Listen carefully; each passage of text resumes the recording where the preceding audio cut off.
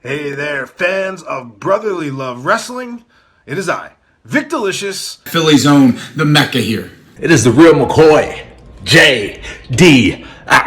Justin D. Xavier. And it's your man, CD, the fallen angel, Christopher Daniels. Hello, boys and girls. This is your old friend RJ City. Hey there, brotherly love wrestling. Bill Carr here.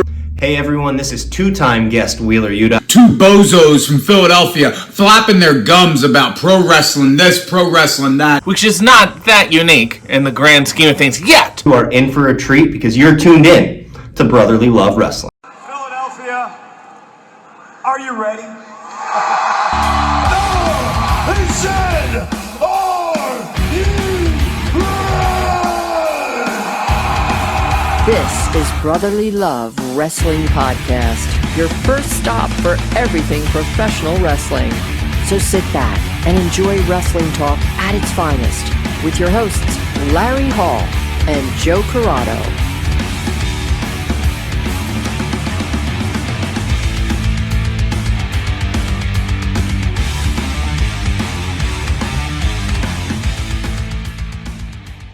Welcome, everybody, to Brotherly Love Wrestling. I'm here to reiterate the fact if they're ready. Yes, and I hope they're ready because we've been off a week. We took a week off. What if they're not ready? I think they're ready. Okay. I think they are. I hope they are. Maybe they're not, though. Maybe they're not, but I hope they are. I hope they're not. What? No, I hope they're not ready. Why would you hope that? Well, I just hope that they're not ready or prepared for what's about to happen. I don't know if anybody can prepare for you, Joe. No, I don't think you can. I don't. I use that as my element of surprise.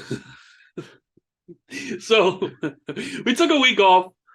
Didn't think there'd be a lot to talk about in that week, so we wanted to get closer to WrestleMania season. I got closer to wrestling this past weekend. I got a nice new fucking patch on my leg. Yes, yeah, you got the Stone Cold Skull. I'm so happy. It looks so good. I'm so happy with it, and I'm not going to depants here for the show. No, but not for the viewers. Do yourself a favor. At 215 Wrestling on Twitter. Go check it out. It was posted there. It's so good. It's perfect. And you know what? It's literally perfect. So I went to a new tattoo place. Oh, you cheated on Tom. Yeah, so we had a little issue where we went in and we were going to get tattoos, and they're like, yeah, we'll get you in. And Tom and Bob both were busy, spent after their tattoos. And he's like, man, you know what? We're not going to do this tonight. So I was with my wife. Yeah. And if you know my wife, she wasn't having that. No. Because we were there for about 2.5 hours. Because we were told we were going to get, and yeah. She had a mindset. Boss. You know the boss. Yeah. So she was heated. So while we were driving, I was like, fuck it, let's do it. We'll find somewhere. Yeah. And that mentality I usually don't like to have, especially with tattooing. Because I want somewhere good. It can be sketchy. Yeah. So we were looking up, and fucking around here is very weird. On a Saturday, a tattoo parlor closing at 8:00.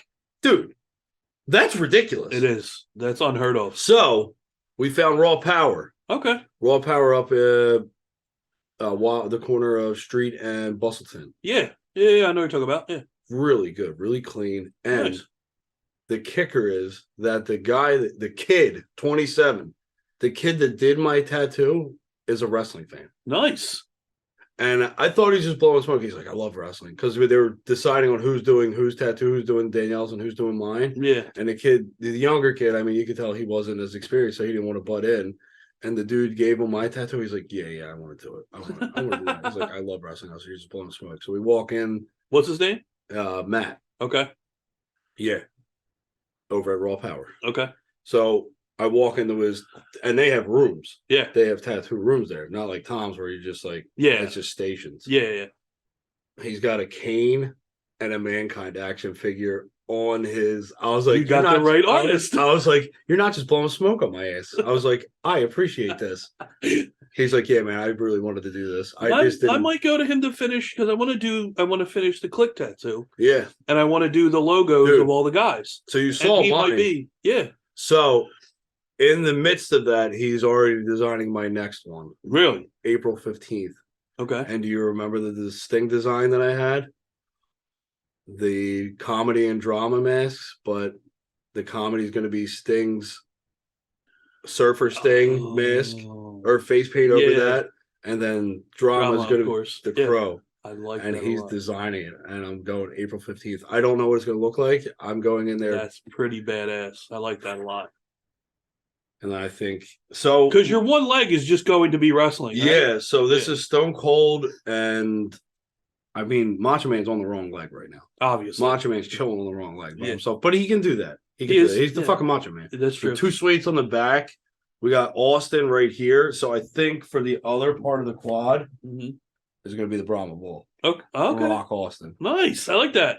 And then right here Kind of contrast. The right here is going to be Sting because the backs. And for those of you who are listening or you can't see because Joe's off camera, he is pointing at his my leg, shin. my right leg. So Sting's going to go on the front of his my shin. Yeah. Because the NWO is on the back. Yeah. And I think the NWO is going to have, because I'm going to have him work on Razor after this. All right. Yeah. So, and those of you who don't know, me and Joe have matching tattoos, except his says Too Sweet because his is more towards the NWO. The New World. Where mine says The Click. And I am because you're a fucking Shawn Michaels mark. We know. I'm going to be getting Razor Hunter, Kid, Michaels, and Triple H logos all around. The rest of it, I just got to finish that. Dude, you can theoretically, because you got a pretty big leg. You can mesh it towards the front and almost make it like a quarter leg type thing. Yeah, I might. I mean, well, because you could wrap it, like have this in the back and then kind of all tie together, like wrapping around. The way we have it, we both have of course, hand gesture, and mine has the click. I'm going to do 3 on top, 2 down the bottom for logos. 1, 2, 3, I think 4, 5. I think you can mash it better, though. I don't think you can do it like where it'll all tie in. Like you'll see everyone, and then as you wrap it back around, it'll be the click on the back. Oh, yeah, I see what you're saying. So you see it from the front, you're like, oh, that's pretty cool. And then you turn it around and you're like, oh, that's really fucking cool. Or if you see from the back and then walk around front and then you see all the... Yeah, I didn't think about that. I think that's the way to go. And you can kind of make them a little bit like in the background can have some shading so they pop out more. It's a good idea. I didn't think about that. Yeah. So... From wrestling tattoos, yes. At least actually, it was still on top. It was surprisingly. It still fit the show's name. Yes.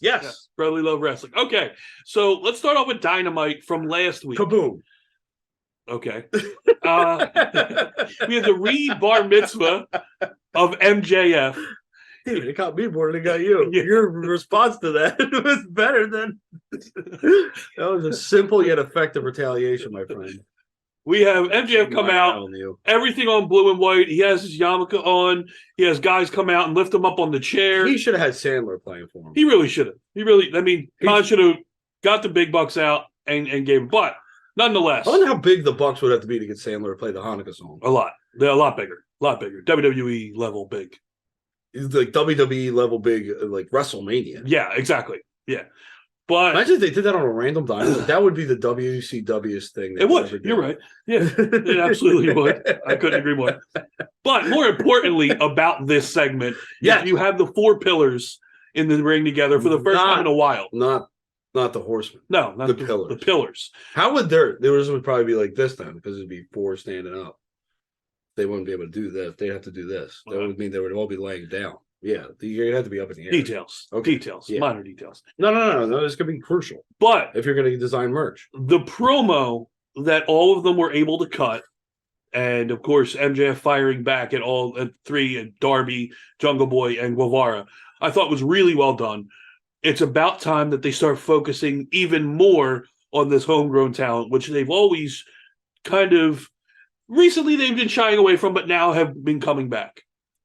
I did say, though, when we were talking about Jungle Boy and Christian, wrapping up what I thought Jungle Boy would be doing or should be doing next, I was 1/3 right. Yeah. I was a 33% shot on that because he is going for the what? I was like, please don't go into Steiner math. It's taking way too long. I can see it coming. You pulled a Nick McElwain. No, don't do it. Don't do it. He was a dancer. Jinx. Don't. Yeah, I already knew it was coming. But no, you're right. But I'm glad. How dare you? I'm glad that they're focusing on these guys. I'm glad that they're building to a bigger story and relying on these homegrown talents. Because it really doesn't make sense for anyone else to be in this with MJF right now, though. Yeah, especially with the way they booked Wardlow. Wardlow already lost the TNT title. No, but he needed to. I agree. So he can build. Yeah, back, but he needs to.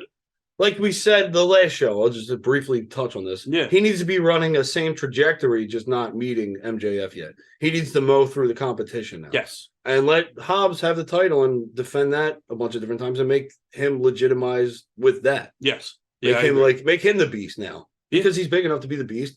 Have no one be able to beat him for a while until the right competitor comes up. But Wardlow should be shooting more towards that MJF land anyway. But this is a good, I'm going to call it what it is. I think this is a good filler because I don't think I think it's going to be a great match. And I do think the storyline going into it is going to be really good. And I do think that they're going to try to trick you into believing that someone else is going to, because they're going to have to. They're going to have to build one of these three up. Mm-hmm. Because I don't think they're all going to get on the same level right away. Yeah, no, I think Guevara's starting farther back. I think Darby had it. If you have Darby top three, I think Jungle Boy is the closest. Yeah, but I think Darby had it quicker and for a long time. But I think he faded a little bit. I agree. But I don't know how hard. I don't know if it would be easy for him to get back to that level. Yeah. But they're gonna trick you into believing that someone could possibly beat him, and the match is gonna go the same way of where. Oh shit, someone could actually beat MJF, but I think MJF still retains because I think he has to at this point. I agree. I think he is going to be the best person for that championship for a little while until you have that person that you're ready, because he's going to elevate it. He's going to bring the title to where they thought Kenny Omega would bring it. You're still over a week out until Adam Cole makes his in-ring return. You have him cut. He supposedly has a segment this week on Dynamite, but next week he will be making his in-ring return, and that's only his first match back after this big injury. So Cole's a while out. So maybe after this, I think Adam Cole can get put in there. Yeah, I think MJF should beat him too. You don't think that might be the person? No, really, no. Huh. I think that's just another way to legitimize. So the more you legitimize MJF, I know he's really, really good, but I still don't think he needs to have more than 2 title defenses to be like solidify as like a legitimate top guy or something along those lines. But I think once you keep having him win, whatever by any means. You don't think the Danielson match alone legitimizes him? It legitimizes him, but I think to continue the climb brings him closer to the top. Like I don't think he should be. I think he's still climbing. He's not at the top yet. I still think he's climbing. I think he's just got to knock off more of the big names to do so, and then you have a Wardlow beat MJF, who has beaten everybody else. Okay.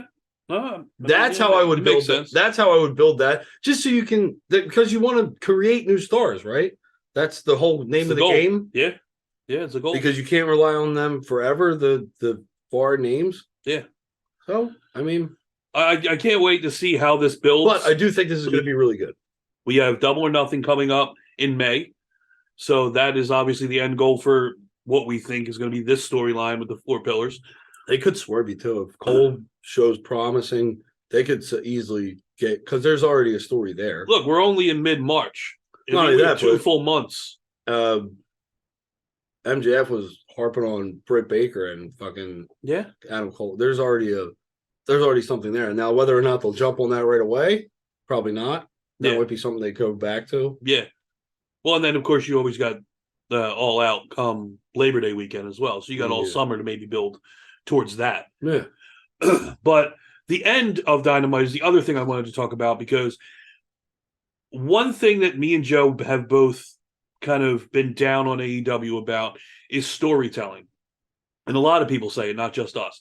But I feel like this main event that they had the trios match to main event. Jericho Appreciation Society, the House of Black, and of course the Elite. And you have a great match because those guys don't put on bad matches. But you had that little stoppage where they shot to the back where the Dark Order and the BCC were kind of brawling in the parking lot and then switched back, which I think at least definitely for me, I was really confused on why we were seeing that until we get to the end of the match where they brawl out into ringside. You have the finish for the match, chaos going on everywhere, which I think AEW does maybe a little bit too much, but they did it really well. I don't think they've done that in a little while. I think they brought it back in the right time and the right way. I agree. I think they did step it back a little bit, but for a while, it's always how Dynamite ended. And I think they got away from it, which I'm glad they did, because you need to make it special. Can't do it every week because then it just gets boring. But to have the end, yes, or predictable. To have the end where you have Hangman come out and you have the Elite standing in the ring behind Hangman while he looks at the BCC who are down on the floor. And that shot where you see the three on the floor, the three in the ring behind, and Hangman standing in the middle, and then go to black and end the show was perfect. And very, very good. Yes, very good storytelling. You need to see what happens next week on Dynamite. I like I was telling Joe, I can't wait for tomorrow night because this is Tuesday, we're recording this. I can't wait to watch Dynamite. If you didn't know that, then shame on you. But I can't wait because I want to see what's going to happen. I'm so excited. I just can't hide it. I'm about to lose control and I think I like it. Thank you. I needed that. But yeah, so I think they're doing really well with storytelling, getting a lot better. I think a lot of that has to do with MJF. Yeah, absolutely. Champion. Yeah, MJF being champion. The Bryan Danielson story, of course, like we said, was fucking phenomenal. Now they have the Pillars. They also have the Outcasts with Soho, Soraya, and Storm, which I think is really, really gaining momentum. The Hangman stuff, like you said, with Hobbs taking over the title. You still have Ring of Honor. You have their pay-per-view coming up very soon. And they just started on ROH TV. So their episodes are now airing on their streaming network. They had me hooked at Yuta and Orange Cassidy. I wanted that to keep going. Yeah, I agree. I wanted to see something happen with that. I thought that had more legs than it actually did. I agree. I thought that would have been interesting. Yeah, but I feel like going into Double or Nothing coming up in May, there is a lot to be excited about for AEW, and I didn't think I would say that a month or so ago. I probably wouldn't have said that, but they have definitely hooked me back in. And like we said, the Bryan Danielson MJF match is what did that to get me back in. Yeah, I think with MJF at the top, what it forces everyone else to do is to get better. Yeah, absolutely. Because I think he's that good. I mean, in the ring, very, very solid, but where he absolutely shines is on the microphone. And he knows that. Of course. And a lot of their people know that. Yeah. So you get to figure if you're working for that company and you want to get to that level, you gotta that's what you have to do. Yeah, absolutely. Because it's not just a flash in the pan for him. No. That's longevity. He delivers every time. That's like if you were to put the title on like Rick Rude back in the day, or Mr. Perfect, or even a Jake the Snake, or a Roddy Piper, going even further back with those last two. But someone like that, like this is like, because those guys could have carried his heels. Yes. Yeah. But you just had uberly over baby faces that they wanted to ram it down your throat. So you didn't really see a lot of the bad guys when DiBiase. Yeah. Yeah, but I mean, I think this is the time. I think MJF is making people step up, like you said. That was my get off my lawn speech. but I cannot wait to see how far this goes, and I'm appreciating the good storytelling that AEW is putting out. Oh, I smell the segue. Okay. Speaking of good storytelling, why don't we hop over to the true pioneers of the storytelling in the past 5 or 6 months? Well over a year. Well over a year. Yeah. 5 or 6 months plus another 5 or 6 months maybe add on a couple more months. That's the storytelling that we want to talk about. And a former WWE talent and a former AEW talent, now a current WWE talent, kind of doing what we thought he was going to do when he came over. Kind of killing it. I mean, it doesn't hurt that you're put in there with Roman Reigns and Paul Heyman. But But to hold your own with a Paul Heyman and go a promo for promo with Paul Heyman, I mean, who else are you going to want? Look, I also forget. I mean, look, Paul Heyman, we knew, of course, the chops of Paul Heyman in a promo. But Roman Reigns, significantly has stepped up. The digs, in the promo department. I don't give a fuck. Like, I know I'm the best. Like, they told you I was the best. I know I'm the best. This is why I'm the best. I think what sold me the ego about the promo that Cody and Reigns did last night on Raw. It was a little iffy in the very beginning. I was a little iffy on Cody in the very beginning because I thought Roman kind of carried him in the very beginning because he starts talking about him running away and Cody just being like, yeah, you're right. I ran away. So I thought Roman kind of had that because it felt like Cody didn't have anything to follow up. And sometimes it happens. Yes, but then he answers the bell and he starts getting in the mind of Roman Reigns. And the way you can tell it is the face, is the facial features, which are the most important part of professional wrestling. And the way that they zoom in on it, they let you see. Good camera work is necessary, as we've said 1,000 times before when you see AEW mess up on certain things. But not only they're just focusing on the right things and not letting anything else interrupt this moment. The first thing he says is, when you lose that match and you lose those titles, Jay is going to leave you. And the crowd, audibly, you're going to go, oh. And then he says, and then Jimmy walks away from you. And then once they leave, Solo's going to walk away from you. And you watch Roman Reigns' confident look go to very, very concerned. And not only that, you see a Paul Heyman right over his shoulder go from a maniacal smile to very, very concerned as well. But the best line he delivers, what I thought was the knockout of this promo, is he says, and then the wise man returns to an advocate. And I don't know how many people picked up that means he's going back to Brock Lesnar. Yeah. Like, it was so well delivered. And he just blurred those lines a little bit and made everybody believe. And then, of course, Roman walks away. Roman had to leave the ring. Couldn't say anything else. Cody beat him down in that promo. And it's just such a phenomenal story. What was the best part? What was the best part about AEW? Cody's storytelling. Yes. To me, personally. Yeah. They had a lot of other good things at that They did, of course. Yeah. But Cody's storytelling, and when he was locked in, no one could touch him. Yeah. And now, 100%. Now you're bringing him in.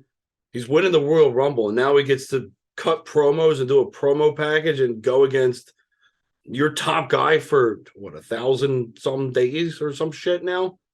I've lost count. Yeah. Yeah. And Paul Heyman. Yeah. Probably, arguably, the best promo ever. So, and now, all that what we just said and everything that we're into and how into this we are you still kind of upset that it's not Sammy doing in this? Or have they changed you a little bit? And are you excited about Sammy and KO are doing now? I think I remember saying that I think Cody's going to be great either way. Yes. Yeah. And I gave Cody... We never doubted that. No, I gave that credit to... And that was kind of my safety net to have that. Yeah. I still think Sammy should have won. I still think it was such... It was that typical, non-typical, but still ended up typical that he didn't win in his hometown. He actually got his ass completely destroyed. That was another one of those examples, and we've seen it 1,000 times in pro wrestling. And look, the perfect example is AEW. You had Cassidy versus Jericho for the title. I forget how long ago that was. It was a little bit ago. And they had the fans at a fever pitch for that match. Oh, no, it was It was the triple threat. Is that what it was? It was Kenny. You're right. Yes. It was Kenny, Hangman, and Orange Cassidy, I think. I thought it was Jericho. I don't think it was Jericho. No. But either way, it was Orange. And he had the title shot. And I think that was in Jacksonville. It was fever pitch. Everybody wanted it. Yeah. And we said after it happened and after he lost, we said that was the moment to switch booking and go, we have to take advantage of this moment and give it to him. And that's where I agree with you with Sammy, is you had all that built right there. It was right in your hand. It was all you had to do. You knew it was going to be deafening. Yeah. And it would have blew the fucking roof off of the place. And look, I don't know. I'm not in the business. Yeah. I don't know the business. Obviously. Like at all. Like when you think about it, you don't know it at all. Like we don't claim to know the ins and outs of the business. We are just fans. In that moment, there has to be some reason to why you don't. There has to be some reason that we don't know. Yeah. That they don't. And we all just, it all goes like what? What was the most common response? That they don't know what they're doing. Yeah, of course. Yeah. Like, why didn't they do that? But there has to be something that we don't know that didn't make sense. Like it's a business. Of course. Of course. So there's a lot of different numbers that go into that. And look, Sami Zayn even said it in an interview. He said, I'm not that guy. He's like, I know what I am. I'm not a Cody Rhodes. I'm not a Roman Reigns. I'm not the guy that holds the title for 900 days. I'm not. But Cody, because he had a short run in NXT too. Yes. Yeah. Yeah. Absolutely. But Cody is that kind of guy. Obviously, Roman is that kind of guy. Is that guy? Yes. So even Sammy, as humble as he is, knows what kind of guy he is. He is that workhorse. He is the guy that you can rely on no matter what. Perfect utility player. He can literally do Johnny Knoxville at WrestleMania or do Roman Reigns in Montreal and absolutely captivate everybody. He can do it all. But he's not that kind of guy. And he's not ashamed to say it. But I feel that even though I knew it was coming, and I said there's no fucking way, even though I wanted it to happen, I'm really they've gone against the grain a couple times. And it's paid off. Of course. And it was similar, if not a better storyline to do it in. Like, and I will take nothing away from the Yes Movement and Kofi Mania. I will take nothing away because they were both. They were basically all three of them running the same, except Kofi was killing it in like these match opportunities where you were legitimately rooting for him because he was putting in his all. And then you had the Daniel Bryan where he was pinned up against the B+ player, pinned up against the Authority and Triple H of all fucking people and Randy Orton and Batista. He was pinned up against fucking 3/4 of Evolution. And he's just little old Daniel Bryan. Yeah. But Sammy was literally an op, like a secret op behind enemy lines of the fucking most over fucking faction that we've seen in a long time. Yeah, a long time. With the top guy who was trying to be fucking forced down our throat and now is the guy and people just have to accept it. He's made people accept it. Yeah. Yeah. Sami Zayn was there and they're all different stories. Yeah. I don't know. It's hard to say, but it feels like Sammy should have won. You're never going to live. You're never going to live.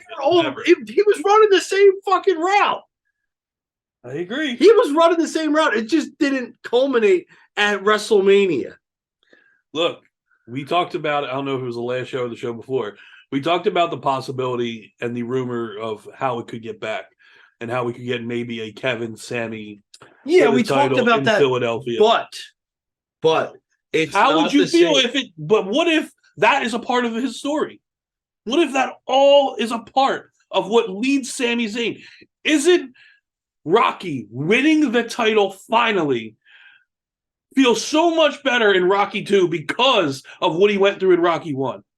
God damn, that's a long story. Exactly.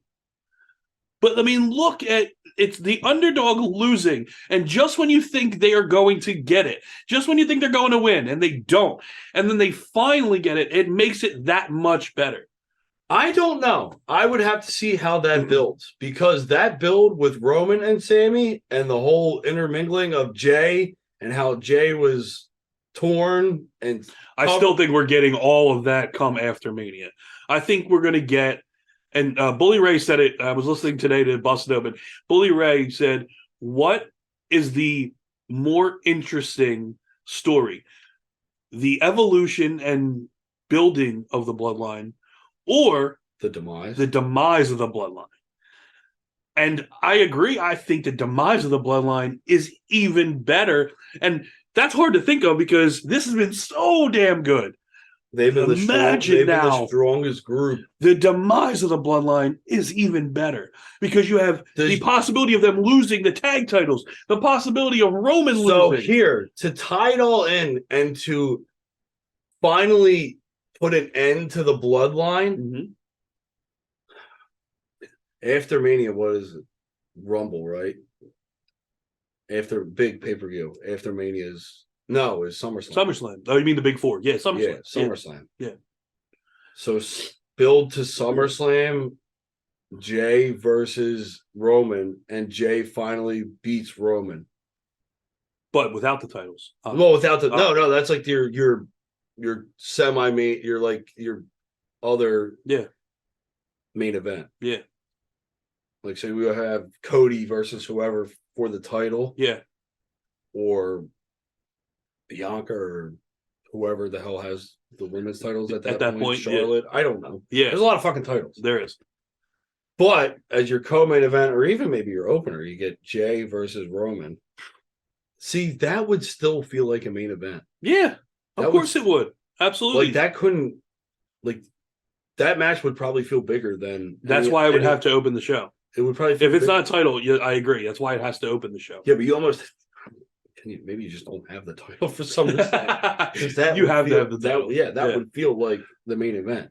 So let's go over what we have so far for Mania. Yes. Let's drop my drink.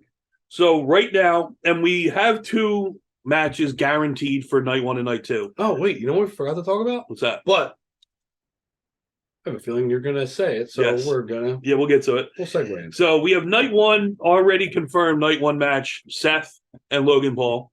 Yeah. Which is going to be a phenomenal match, obviously. Yeah, it's a good undercard. Night 2, they're already calling, obviously, main event Cody and Roman. So we have those 2 for their certain nights. So now we have Charlotte Flair and Ripley. Solid storytelling. You have a story built in. Ripley already losing. And you're going to have a good match. Yeah. I think you're going to have a good match. You have Bianca Asuka, which is still kind of building. Still floundering. Yeah, a little iffy. I agree. Another one that's kind of weird. Lesnar Omos. Don't know what to make of this one, but hey, look. It's still Brock Lesnar. We will see. We'll see. We just got confirmed come Friday night, this past Friday on SmackDown, we have Gunther versus McIntyre versus Sheamus for the Intercontinental title. Hard-hitting match this is going to be. Yeah, this is going to be that fucking like, match. Like, goddamn. Yeah. Yeah, this is going to be the goddamn match.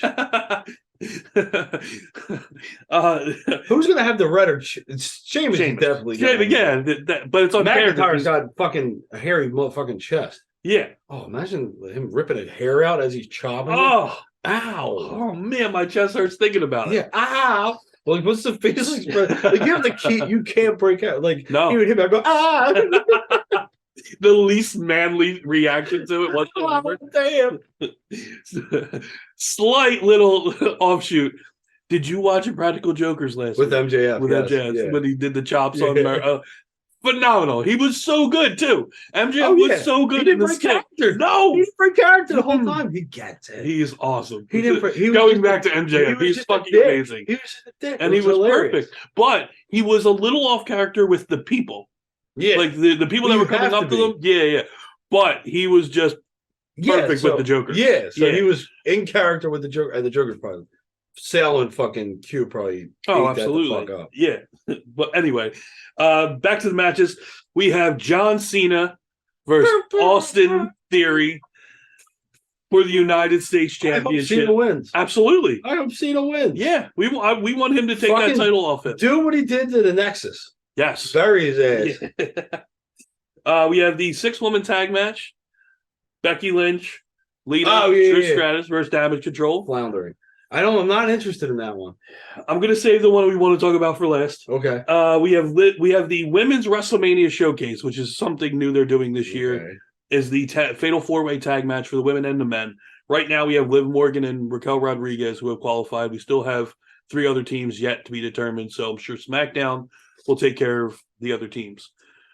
Okay. We have the men's WrestleMania Showcase, which all are Huge, please. Yes, we have the Alpha Academy versus Braun and Ricochet versus the Street Profits versus the Viking Raiders. It is what it is. It is what it is. You probably could have done better with just Profits and Raiders, but yeah. And of course, I digress. The Usos versus KO and Sammy. That is going to be a phenomenal tag match. Yep. Great storytelling. Yep. And the one we'll finish out with that I skipped over is Edge versus Finn Balor, Hell in a Cell. But he said leave Finn at home. Yes. Bring your demon. That promo that Edge cut last night on Monday Night Raw was phenomenal. It was. I never gave Edge the proper credit that he deserved. Me either. Never. I agree. Never. No, I never saw it. Of just how solid he was. I know. I'm glad that we're able to now, though. I'm able to get a little bit, more because appreciation I've gone back and I've watched old Edge, and I never gave him the credit. Like, he was always very good. Yeah, he was always he was an outside of the box thinker, which maybe hurt him in a way. It could be, but I don't. He was really. There's a reason he was an 11-time champ. Yeah. At the time, you didn't see it. I didn't. No, I agree. A lot of people did, though. Yeah, a lot of people did. Like, Edge had a really huge following, but I was not. I liked Edge. I liked Christian more, though. But I don't think it's closer now. I think as I aged, I was like, because I think Edge became more relatable to me as you got older. As I got older, I agree. Because now he's older, and I'm like, man, like. I watched the... and he was that good back then. I just never got it. The Untold series they have on the network. Okay. Edge and Mick Foley, Untold. And it's the match that... Yeah, he goes Mania. to the table. He goes to the flaming table. Yeah. The build that they talk about. I hope some of my really low moments come into that. The obscure references. They do. I watched that, and that I think kind of made me more of an Edge fan, watching him talk about Mick Foley and the build to that match, because that's all they wanted. That's happened with so many, after watching the behind the scenes of the 24 or anything.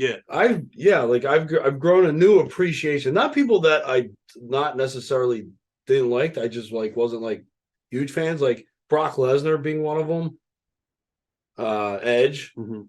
I mean, there's probably a few more that I've seen the backstories of. Yes. That I didn't know. I was like, that's pretty. That's good. And I mean, I don't know of any more, but those are 2 examples. I've grown appreciation for Cena greatly over the years. I didn't like Cena. I liked Cena, the Thugonomics Cena I enjoyed. Mm-hmm. But the whole "you can't see me" Cena, I never got it. But the Super Cena and all that. I agree. I still appreciate. I've grown more appreciation for Cena. Yeah, I think. Yeah. Well, and not only that, it's just for what he did, and he carried a goddamn company for a long time. It's sort of a lot of just like in sports, a lot of the greats in sports. For the most part, when you're watching a great in sport, of course, because you have a team that the great is typically on that is going against your team. So you're kind of hating on them a little bit, but as they start to age and you're still getting to see them play and be great, you look at them and go, God, man, this dude's so good. You get this more appreciation for him. And I'll give you a perfect example. Alex Ovechkin. I fucking love watching Ovechkin play hockey because he does everything right. And he's one of the greatest to ever play. And to watch this dude play and watch how he sets up plays, and how he's a quarterback on the power play, and just he is so good to watch play hockey. And like guys like that, and you can hate him all you want, but Tom Brady was fucking phenomenal playing quarterback. As much as we hate him in Philadelphia, the dude was ridiculous. So I never hated him, but I don't think I appreciate him as a basketball player as much like Shaq. Like, see, mine was Kobe. Yeah, I don't think I always couldn't stand. Well, again, I'm a Celtics fan, so I hated the Lakers. So I hated Kobe. I also hated how much Kobe tried to distance himself from the city of Philadelphia and act like he wasn't from Philly when Lower Merion is fucking Philadelphia. I don't give a shit what he says. It's Philadelphia. He's a fucking Eagles fan, but he doesn't want to say he's from our city. Fuck you. The suburbs count. Like, you're from our area. Respectively, because RIP. Of course. But watching and going back and watching old series and watching him play, the dude was incredible. Fucking amazing. So that's how I felt about Shaq. Like, I was always like, because they always fixated about how he can't shoot a foul shot, but that motherfucker was dominant. Yeah. And if he played in this era, yeah, it's over. He'd have 50, 12, and maybe 5 or 6 yeah blocks. Yeah, dude was a fucking beast. Yeah, and I'll watch old clips of now of Shaq and just watch people bounce off him, like just bounce off him because of his fucking massive body. Yeah, and I agree. John Cena falls right into that same category. And you know who else will? Roman Reigns. Roman Reigns will fall into that category. If people didn't like him for a long time. I don't know many people that don't now. People disliked him longer than they liked him. Yeah. Yeah. Oh, yeah. And depending on how much longer we get of a Roman Reigns. Roman Reigns was the third man of his faction. Yeah. For a long time. Yeah. Yeah. Because the other two were way more popular than Reigns. Yeah. But Reigns was always the guy. But everyone liked Ambrose and Rollins more. Yes. And that bothered WWE, but they fixed it. Yes, they did. I will say this. They did fix it. Yeah. Although Rollins is still fucking amazing. Even this stuff with Logan Paul. Even just his character and how, dude, it's like you just get lost in as soon as he comes out in the By the way, I'm so glad we got to witness that live at Raw 30. Insane. It was so good. It just shuts down, like, and it's just the crowd. Yeah. It's just the crowd and him doing this fucking it's so good. It is fucking God knows whatever the fuck he's wearing. So we are. He literally went to them. He said, "Make me look like the biggest asshole possible, and I'll get this over." And they did their best. Yeah, and the outfits that he fucking wears. He looks like a complete fucking psycho, but he embraces it. Oh my God, he embraces it, and he's one of those people. And it's probably much like Edge. Like, you give him something, and he's gonna fucking make it into something great. Yeah. Yeah, they have a couple guys that they do that with, obviously. I mean, I think Miz is another one. Oh, yeah. You know what I mean? Miz obviously being the host of WrestleMania. I can't wait to see what kind of segment I can't wait to see who he gets beat up by. Yeah, exactly. Like, who's going to come out? It's going to be a legend. They're going to beat up Miz. It's got to be. Oh, if they're in Hollywood, you have to have The Rock come out and beat up Miz. Oh, my God. I don't know if it's going to happen, honestly. I don't think it's going to happen. Although, the one person that we haven't talked about, because they're not on there, all right, before we go who beats up Miz, is I want to see LA Knight find his way on the WrestleMania card. I feel like he deserves it. And of course, but we didn't. Another thing we didn't say. You know what he'd be great in? Ray and Bobby. Yeah, we don't know what. There was all kinds of rumors going around, and now it's saying that he didn't walk out. It was all bullshit. He's just hurt for a little bit, and the match is still on for Mania. So we'll see what the fuck. So that we have no idea what's going on. That could get goofy. Yeah, so that's still out there as well. But I want LA Knight. I think LA Knight deserves. He is skyrocketed. Yeah. into this conversation. Yeah. He deserves it. Yeah. Yeah. So we're 11 days out from WrestleMania. Yeah. Man, why hasn't someone done that yet? Maybe we're the people. We got to do it. I got to find a way of editing that and doing that. Dude, it's got to be easy. You just got to use three or four different yes. Mom. We can find out now. Ing. Yeah. Bird. Yeah. Yeah. Yeah. Somehow I think I'm going to be up late tonight doing that. You might have to. Yeah. For the better part of TikTok. That's and true. We could become TikTok famous. I care less about that. I just want to watch it. Yeah. Edit it all together and watch it. That's all. Make sure you tag me in it. I will. Right. Absolutely. So and we hope. Put it on the talk. Yeah. The talk, and you put it on the Exchangeogram, and then you put it on the twits. The twits. Okay. The twits. Yeah. And the Book of Faces, of course. Yeah. Yes. Book the of Book of Faces. I don't have the Book of Faces. Yeah. So Danielle made me a side story. But I'll indulge the viewers and the listeners. Danielle, we were drunk one night and she made me get a Facebook. So I was like, all right, I'll pick the fucking name and I'll pick the fucking you'll find me now. So is it your picture? No. Okay. No, and it's not my name either. So I've tried to put in Jack Mehoff, and they're like, you can't do that. Of course. So now it's Jacques Mehoff. So I'm a Frenchman. And I just have a picture of an alligator head as my picture. I was like, you wanted it, you got it. Anyway, you get busy living, or just get busy. Whatever that saying is, just get busy. I got you. All right. We're so gonna be famous on the talks. Yeah. The talks and the twits. We hope you enjoyed And the the show. grams.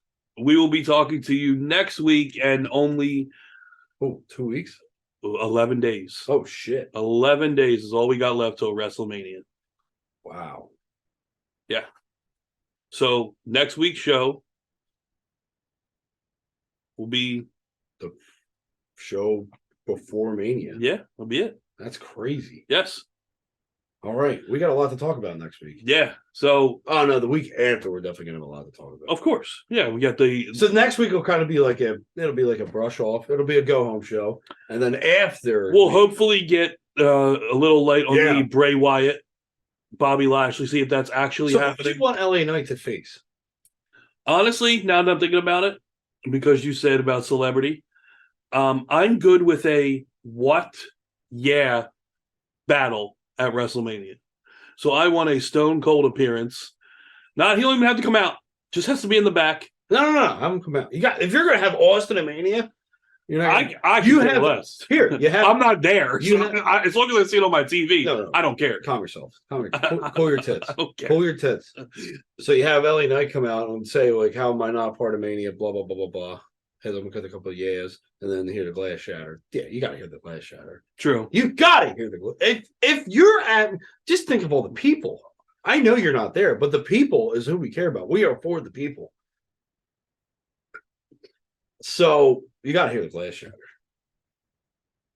If they keep I had that off, I had a hail moment right there. You did. Yeah. How does I'm it down keep for moving? that? Do I keep moving it? Yeah, I would assume. You do a lot of moving. All right. I get excited. Yeah. That'll do it. Come on. So thank you for watching and listening, and we'll be talking to you very soon. Yeah. I don't get it. The world is full of impressive people. I'm going to slide the recliner up just a little bit. Me? A little bit, yeah. Like really? Towards the camera. Just so you're not squeaking the whole time, that's all. That's good. Much better. Shut your mouth, Wang Chung. I thought you were going to go with a wedding crasher. Shut your mouth when you're talking to me. All right. Let's do this. Are we ready? I'm ready. Are you ready? Our intro took care of all that. Oh. Welcome, everybody, to Brotherly Love Wrestling. I'm here to reiterate the fact if they're ready. Yes. And I hope they're ready. Because we've been off a week. We took a week off. What if they're not ready? I think they're ready. Okay. I think they are. I hope they are. Maybe they're not. Though. Maybe they're not, but I hope they are. I hope they're not. What? No, I hope they're not ready. Why would you hope that? Well, I just hope that they're not ready or prepared for what's about to happen. I don't know if anybody can prepare for you, Joe. No, I don't think you can. I don't. I use that as my element of surprise. So we took a week off. didn't think there'd be a lot to talk about in that week, so we wanted to get closer to WrestleMania season. I got closer to wrestling this past weekend. I got a nice new fucking patch on my leg. Yes, yeah, you got the Stone Cold Skull. I'm so happy. It looks so good. I'm so happy with it, and I'm not going to depants here for this show. No, but not for the viewers. Do yourself a favor. At 215 Wrestling on Twitter. Go check it out. It was posted there. It's so good. It's perfect. And you know what? It's literally perfect. So I went to a new tattoo place. Oh, you cheated on Tom. Yeah, so we had a little issue where we went in and we were going to get tattoos, and they're like, yeah, we'll get you in. And Tom and Bob both were busy, spent after their tattoos. And he's like, man, you know what? We're not going to do this tonight. So I was with my wife. Yeah. And if you know my wife, she wasn't having that. No. Because we were there for about 2.5 hours. Because we were told we were going to get, and yeah. She had the mindset. Boss. You know the boss. Yeah. So she was heated. So while we were driving, I was like, fuck it, let's do it. We'll find somewhere. Yeah. And that mentality I usually don't like to have, especially with tattooing. Because I want somewhere good. It can be sketchy. Yeah. So we were looking up and fucking